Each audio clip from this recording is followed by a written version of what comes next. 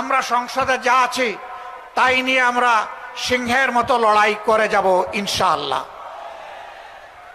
আমরা জানি সহজে কানে পানি ঢুকবে না, তখন সিরিঞ্জ দিয়ে যদি ঢুকাইতে হয় সে পানি আমরা ঢুকাবো। যদি ফয়সালা সংসদে না হয় তাহলে যেখানে কথা বলতে মাননীয় স্পিকার বলতে হয় না, যেখানে কথা বলতে স্পিকারের অনুমোদন লাগে না, সেই খুলনার মাঠ, বরিশালের মাঠ, চট্টগ্রামের মাঠ, কুমিল্লার মাঠ, সিলেটের মাঠ, ময়মনসিংহের মাঠ, রংপুরের মাঠ, রাজশাহীর মাঠ, বগুড়ার মাঠ, সব জায়গা থেকে আগ্নেয়গিরি তৈরি হবে।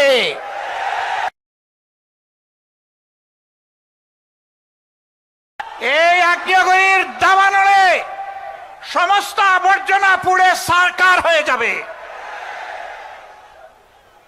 আমরা চাই না দেশে কোন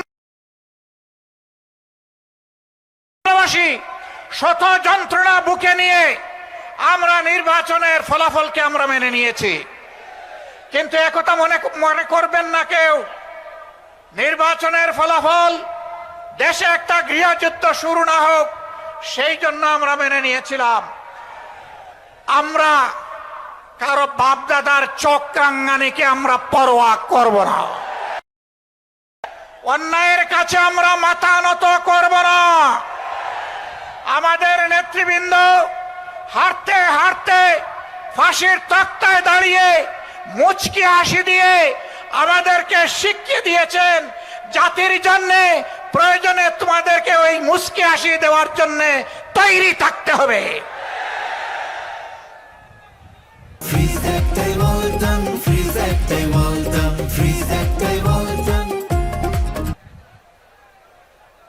খান জাহান আলী শাহ মখদুম, শাহজালালের এই বাংলাদেশে জনগণ সেই মুচকি হাসি দেওয়ার জন্য প্রস্তুত।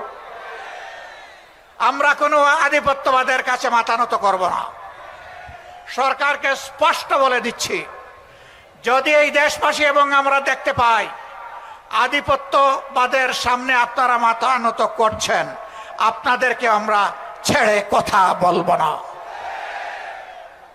সাবধান,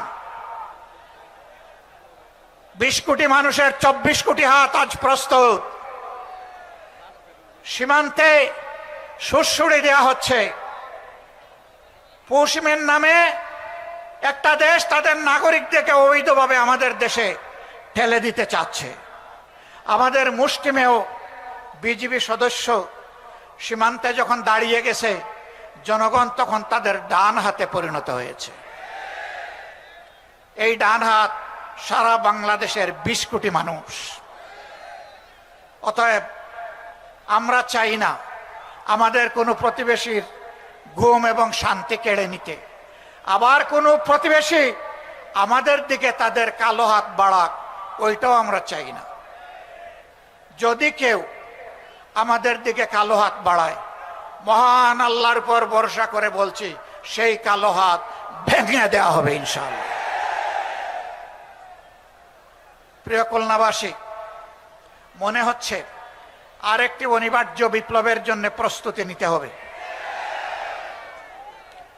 আপনারা কি সেই প্রস্তুতি নিতে রাজি আছেন?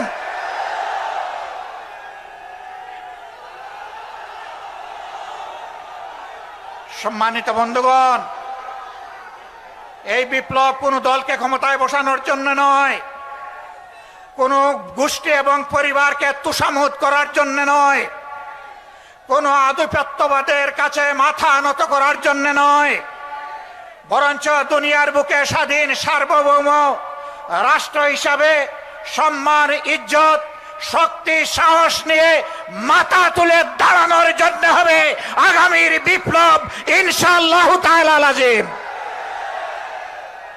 সেই অনিবার্য বিপ্লবের প্রস্তুতি নেওয়ার আহ্বান জানিয়ে একটি শোষণ, দুর্নীতিমুক্ত, চাঁদাবাজ মুক্ত,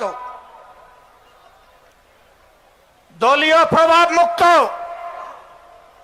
একটি মানবিক বাংলাদেশ গড়ার জন্য আমি যুব সমাজের প্রতি আরেকবার প্রাণ খুলে আহ্বান জানাচ্ছি।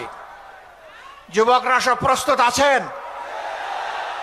এক মুরব্বীও হাত তুলেছেন।